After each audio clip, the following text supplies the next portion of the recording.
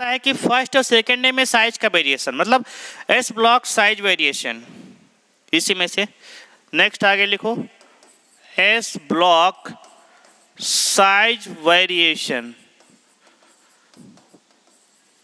देखो तो इसमें आपको देखना पड़ेगा, बहुत अच्छी बात है, पढ़ा चुका है ऑलरेडी। सबसे पहले लिथियम, कमला, रूबी, शीला और फ्रांक, ठीक है। बेमक्का, सरबारा, ऑलरेडी सब कुछ मालूम है ना, तो एलिमेंट्स है। देखो अब ये आपका कौन सा है बताओ, ये आपका सेकंड पीरियड है। क्या है? सेकंड पीरियड की बात कर रहे हो ना। और ये इसमें सेकंड पीरियड में लेफ्ट से राइट जाने पे साइज क्या होता है? कम होता है ना। तो ये आपका ज़्यादा बड़ा होगा, ये ज़्यादा बड़ा होगा, इसके बाद तो ये स्मॉल होगा, ये क्या होगा? स्मॉल होगा। अगर इस ब्लॉक की बात करते सबसे स्मॉल कौन सा रहेगा? बेरियम रहेगा। इसके बाद लिथियम के बाद तुम्हारा कौन सा आ जाएगा? मैग्नीशियम आ जाएगा ना। लिथियम के बाद ये मैग्नीशियम, मैग्नीशियम के बाद क्या आ जाएगा बताओ? सोडियम पहुंच जाएगा ना। तो सोडियम पहुंच गया, सोडियम के बाद कैल्शियम पहुंच जाएगा आपका। क्या पहुंच जाएगा आपका? कैल्शियम पहुंच जाएगा। सोडियम के बाद आपका कैल्शियम पहुंच गया। इसके बाद ये थोड़ा सा यहाँ चलेगा, थोड़ा इसको ध्यान देना। कैल्शियम और स्ट्रेंशियम, स्ट्रेंशियम और बेरियम, बेरियम के बाद फिर आपका यहाँ पे साइज वेरिएशन होता है, ये आपको पढ़ा चुके हैं ऑलरेडी, ठीक है। इसके बाद ये तुम्हारा नीचे बढ़ता हुआ, नीचे बढ़ते हुए, नीचे बढ़ते हुए, ठीक है। और इसमें से हम लोग रेडियम का इंक्लूजन नहीं करते हैं, ठीक है। तो ये आपका साइज का वेरिएशन। तो ये सबसे बड़ा क्या रहेगा? ये बिग आइटम है, कह सकते हो, ठीक है। ये लार्ज आइटम लिख लो, बिग मत लिखो, लार्ज साइज, ठीक है। तो एस ब्लॉक एलिमेंट का जो साइज का वेरिएशन सबसे छोटा कौन सा? बी, इसके बाद फिर एल आई, इसके बाद फिर एम जी, एम जी का एन ए, एन ए के बाद सी ए, फिर एस आर, फिर बी ए, फिर के, फिर आर बी, फिर सी एस, ठीक है। इसको आपको ध्यान में रखना पड़ेगा, इस साइज का वेरिएशन है, ठीक है। तो यहाँ पे बहुत सारा एक्सेप्शन केस लगता है, तो इसको आपको ध्यान में रखना ही पड़ेगा। ऑलराइट, तो यहाँ तक किसी को दिक्कत कोई? तो बी आपका स्मॉलेस्ट हो जाएगा आपका, और सी एस आपका लार्जेस्ट हो जाएगा। ओके, आते हैं मेल्टिंग पॉइंट और बॉइलिंग पॉइंट की बात करते हैं। Now come to the next point, melting point and boiling point. इसको साइज को याद रखना। मेल्टिंग पॉइंट कंपेयर कर रहे हैं किसका? फर्स्ट और सेकेंड मेटल का।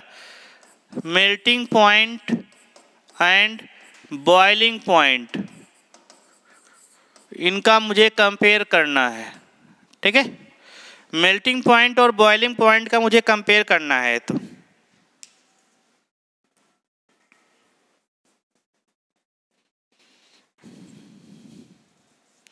देखो सुनिए, मेल्टिंग पॉइंट, बॉइलिंग पॉइंट भी आपका अनपेड इलेक्ट्रॉन पे डिपेंड करेगा, ठीक है। अगर आउटर मोस्ट में ज्यादा इलेक्ट्रॉन है तो क्या रहेगा? उसका ज्यादा रहेगा। तो ध्यान देना, आउटर मोस्ट में जितने इलेक्ट्रॉन होंगे उतना ज्यादा रहेगा, खासकर अनपेड इलेक्ट्रॉन। ये कब सीखोगे?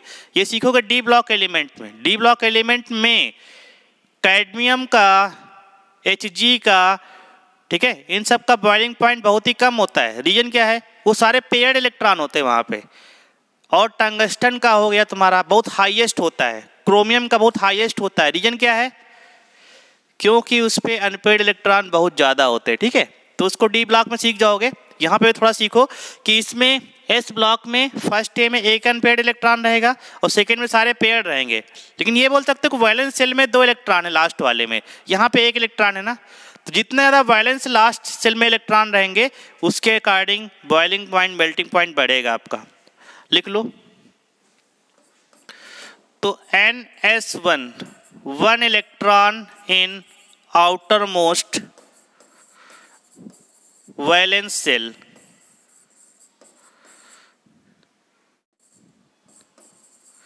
so boiling point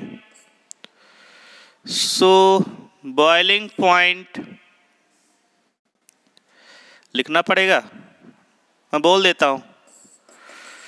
boiling point and melting point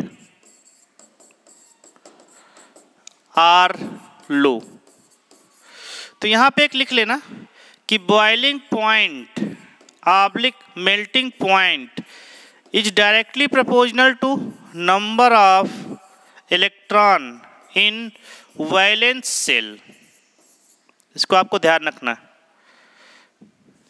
number of electron in valence cell. अगर इसके अकॉर्डिंग तो यहाँ पे कम रहेगा ना, क्योंकि एक वैलेंस इलेक्ट्रॉन है। इसमें क्या रहेगा, अगर NH2 की बात करते हैं तो NH2 2 electron in valence shell, so melting point and boiling point is high. Reason क्या बताओगे, जितना ज़्यादा वैलेंस सेल में इलेक्ट्रॉन उतना ज़्यादा उसका मेल्टिंग पॉइंट और बॉइलिंग पॉइंट। ये पॉइंट क्लियर हुआ ना।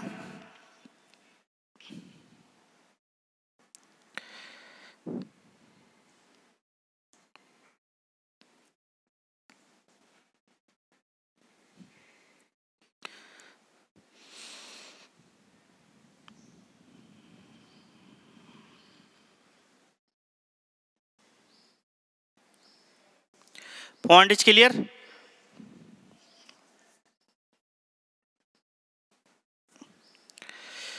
देखो नेक्स्ट आता है कि बॉइलिंग पॉइंट, नेक्स्ट लिख लो कि boiling point and melting point is directly proportional to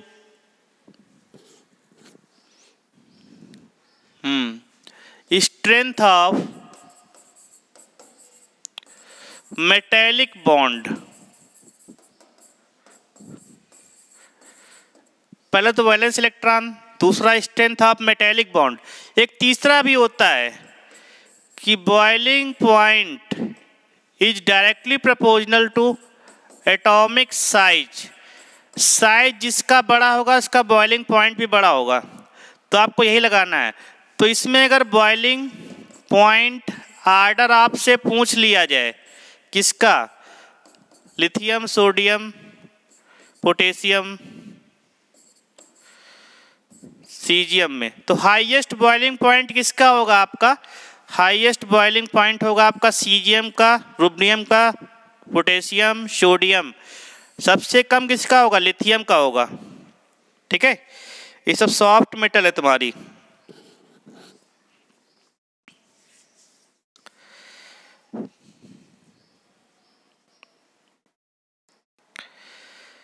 clear है।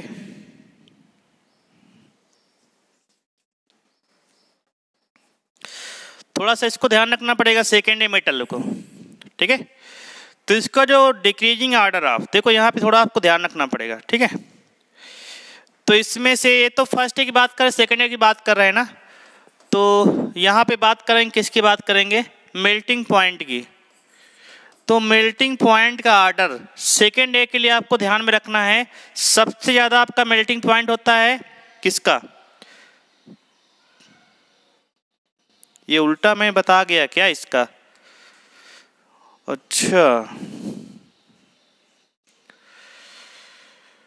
ये उल्टा हो गया, साइज के रिस्पेक्ट में तो होता है। अच्छा सुनो, ये उल्टा हो गया आपका, सुनिए। जो एटॉमिक साइज होता है ना, ये आयोडीन, ये नॉन मेटल में एप्लीकेबल होगा, इसको थोड़ा ध्यान रखना। ये जो पॉइंट आपको बताया ना, ये वाला लिख लेना, एप्लीकेबल फॉर नॉन मेटल। ठीक है, ठीक है, एप्लीकेबल फॉर नॉन मेटल। जैसे आपका फ्लोरीन, क्लोरीन, ब्रोमीन, आयोडीन है ना, जैसे ये वाला एप्लीकेबल होगा नॉन मेटल में। जैसे अगर हम बात करते हैं ना फ्लोरीन, क्लोरीन, ब्रोमीन और आयोडीन, तो आयोडीन का मैक्सिमम होता है बॉइलिंग पॉइंट। रीजन क्या है, यही रीजन है, ठीक है।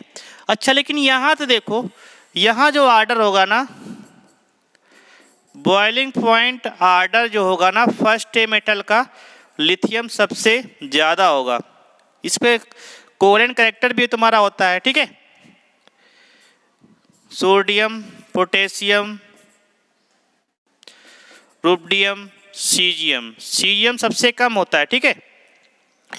सीजियम मोस्ट इलेक्ट्रोपॉजिटिव मेटल है, आपको बताया भी था ना, मोस्ट इलेक्ट्रोपॉजिटिव मेटल है आपका। इसकी बात करते हैं अच्छा मेल्टिंग पॉइंट की, तो सबसे ज़्यादा आपका मेल्टिंग पॉइंट या बॉइलिंग पॉइंट किसका रहेगा? बेरिलियम का रहेगा। इसके बाद थोड़ा सा एक्सेप्शन केस है, कैल्शियम का रहेगा। इसके बाद एसआर, इसके बाद BA, then MG. Exception case को ध्यान में रखना ही पड़ेगा, ठीक है। हर जगह पे आपका एक्सप्लेनेशन नहीं लगेगा। इसका बॉइलिंग पॉइंट देखो, सबसे पहले बीई देन बीए, देख रहे हो ना उल्टा चल रहा। इसके बाद सीए देन एसआर और सबसे लास्ट में आपका एमजी आ रहा है। तो सुनो, एमजी का बॉइलिंग पॉइंट और मेल्टिंग पॉइंट सबसे कम है, ठीक है। इसके पीछे बहुत सारे एक्सेप्शन केस हैं, ठीक है। तो कुछ तो एक्सेप्शन केस ही है, मैं इसको याद कर लो बस। पॉइंट क्लियर है ना? नाउ नेक्स्ट पॉइंट पे आते हैं हम लोग। Everything is clear now. Next point पे आते हैं आयोनाइजेशन एनर्जी। इसको आप लोग वीडियो पॉज करके नोट डाउन कर लेना, सारा कुछ वही है जो मैं एलन का पढ़ा रहा हूँ, ठीक है। अब आते कंपेयर करना है आयोनाइजेशन एनर्जी का। किससे कंपेयर करना है? Ionisation energy. तो what is the means of ionisation energy? The energy required to remove one electron from gaseous atom from its outermost shell. वो इलेक्ट्रॉन को रिमूव करने की जो एनर्जी चाहिए ना, देख लो। तो फर्स्ट ए का आयोनाइजेशन एनर्जी लेस होगा है। फर्स्ट ए आयोनाइजेशन एनर्जी, ठीक है। First a ionisation energy is less. ये आई मतलब क्या होता है? आयोनाइजेशन एनर्जी इज लेस, ठीक है। और इसका लिख लो, second A metal ionisation energy is more than first A metal due to fulfil orbital. इसका जो लास्ट ऑर्बिटल है ना एस, वो पूरा फुलफिल है ना, इसलिए उसका ज्यादा रहेगा। अब देखो आयोनाइजेशन एनर्जी क्या होती है? Ionisation energy inversely proportional to atomic size होता है ना, एटम का साइज का इनवर्सली प्रोपोर्शनल, इसलिए आपका आर्डर क्या बन जाएगा यहाँ पे? आर्डर। तो आई ई आर्डर विल बी, ये आपको सब पढ़ा चुके हैं, वैसे फिर भी पढ़ लो। हेलिना, कमला है, रूबी है, शीला। इसके बाद decreasing order of ionisation energy, इसका देख लो जरा। इसका भी आयोनाइजेशन एनर्जी आर्डर, ये सेकेंड में चल रहा है ना, तो ये सब फिजिकल प्रॉपर्टी है। तो आर्डर क्या बन जाएगा? सबसे ज्यादा बेमक्का सर बारा, ठीक है। तो ये आर्डर बन जाएगा, कोई समस्या नहीं है। लेकिन एक मेन चीज आती है कि सेकेंड आयोनाइजेशन एनर्जी क्या होगी बताओ?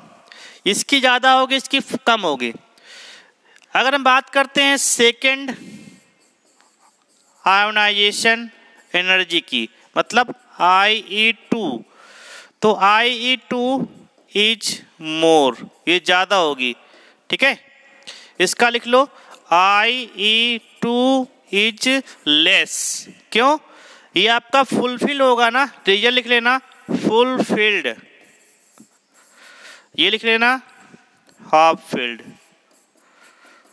तो इसका रीजन ये सब वाले डिस्कस कर चुके हैं, इसमें कुछ भी नया नहीं है। आयोनाइजेशन एनर्जी सब पढ़ा चुके हैं, ठीक है, जस्ट रिवाइज करा रहा हूँ। सेकेंड पॉइंट आता है आपका ऑक्सीडेशन नंबर। यहाँ तक किसी कोई प्रॉब्लम नहीं होनी चाहिए सर, सारा कुछ ऑलरेडी डिस्कस हो चुका है। कहाँ पे? पीरियोडिसिटी में, ठीक है। नेक्स्ट पॉइंट पे आ जाओ आप लोग। हम बात करेंगे ऑक्सीडेशन नंबर की, तो दोनों में कंपेयर भी कर रहे हैं ऑक्सीडेशन नंबर की। देखो, तो ऑक्सीडेशन नंबर की बात करेंगे, एल्कली मेटल आपका कितना शो करेगा? देखो, तो एल्कली मेटल की बात कर रहे हैं ना, तो ये आपका तो फर्स्ट ए मेटल का ऑक्सीडेशन नंबर कितना होगा? ऑक्सीडेशन नंबर विल बी, ये ऑक्सीडेशन नंबर लिखा है ONO, ठीक है, ये हो जाएगा +1। जैसे अगर सोडियम की बात करें ना, सोडियम कितना होगा? +1 होगा, एग्जाम्पल भी दे दिया, ठीक है। अगर हम बात करते हैं सेकेंड ए मेटल की, तो second A metal oxidation number will B +2। Example अगर हम बात करते बेरियम की, तो इसका भी कितना आएगा? +2। कैल्शियम, उसका भी कितना आएगा? +2। तो ये तुम्हारा है। अच्छा, अब इसका रीजन क्या है? मैंने आपको रीजन बताया था ना, इसका रीजन समझो। देखो यहाँ पे IE1, ठीक है, और IE2 अगर डिफरेंस लेते हैं, ठीक है, difference of IE1 and IE2, अगर आपका डिफरेंस कितना आता है, अगर डिफरेंस ये आपकी value greater than 16 electron volt है, तो फर्स्ट क्या हो जाएगा? बताया भी था ना कि first ionisation energy is stable. तो फर्स्ट ये ग्रेटर देन है ना, तो इन सब के लिए ग्रेटर देन होता है, इसलिए इसका first ionisation energy is stable. तो लिख लो, so first ionisation energy is stable and oxidation number will be +1। इसका रीजन लिख लो जरा। अगर डिफरेंस कितना आ जाए आपका, लेस देन 11 इलेक्ट्रॉन वोल्ट आ जाए, अगर आपका difference of IE1 and IE2 less than 11 electron volt, ये भी सब पढ़ा चुके हैं, इसमें कुछ नया नहीं है, सब डिस्कस हो चुका है, ठीक है। तो इससे क्या होता है? तो second ionization energy is stable, second ionization energy is stable. तो सेकेंड मतलब इसके हिसाब से Be+2 आ जाएगा, बेरियम वगैरह में +2 रहेगा और इसमें क्या रहेगा? +1 रहेगा। ये आपको बताया था ना, किसका ऑक्सीडेशन नंबर +2 क्या होता है, क्योंकि इन दोनों का डिफरेंस जो लोग है ना, कितना आता है? वो 11 से कम आता है, इसमें 16 से ज़्यादा आता है एक्सपेरिमेंटल डेटा के हिसाब से, ठीक है। तो ये आपका प्रोसीजर रहेगा according to experimental data. Okay, तो यहाँ तक किसी कोई डाउट?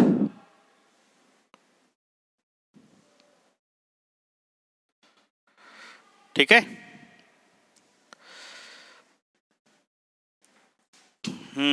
थोड़ा सा और देखते हैं हम लोग। अब आता है इलेक्ट्रॉन। मेटेलिक कैरेक्टर बात करते हैं, इलेक्ट्रोपॉजिटिविटी क्या होगा, ठीक है। देखो सेकंड पॉइंट लिख लो, मेटेलिक कैरेक्टर डायरेक्ट।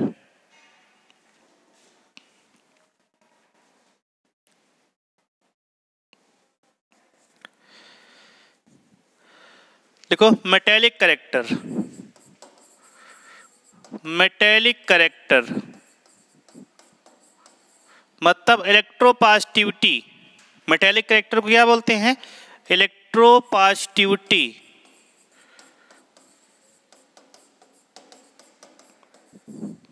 इलेक्ट्रोपॉजिटिविटी सबसे ज्यादा किसका है? सबसे ज़्यादा आपका होता है सीजियम का होता है, ठीक है। तो लिख लो electropositivity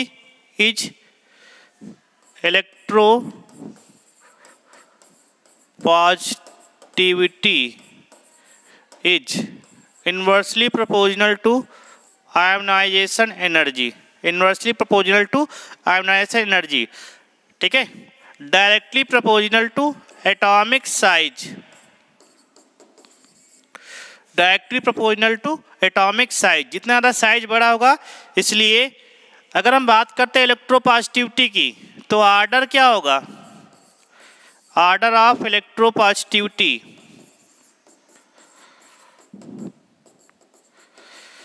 will B lithium, sodium, potassium, rubidium और सीजियम। क्यों? क्योंकि आयोनाइजेशन एनर्जी इसका अपोजिट होता है ना, और साइज डायरेक्टली प्रोपोर्शनल है, ठीक है।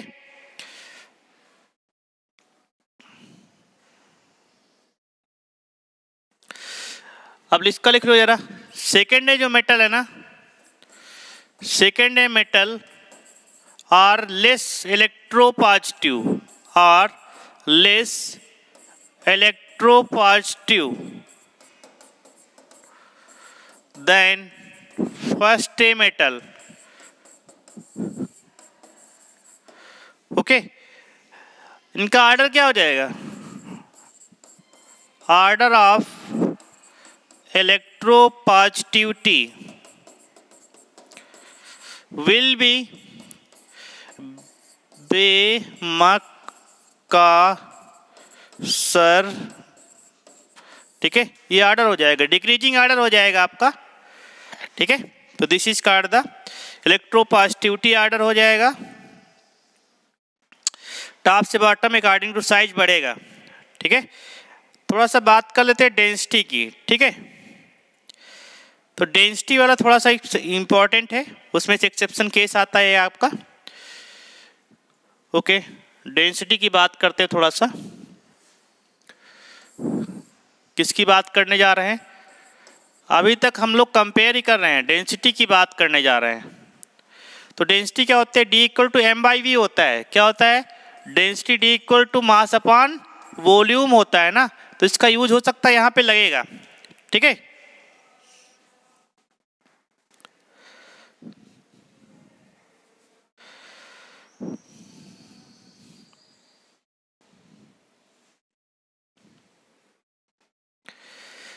देखो, तो density directly proportional to atomic mass, inversely proportional to atomic volume. देखो एटॉमिक मास क्या होता है, बढ़ता है ना, तो लिख लो डेंसिटी क्या हो जाएगा,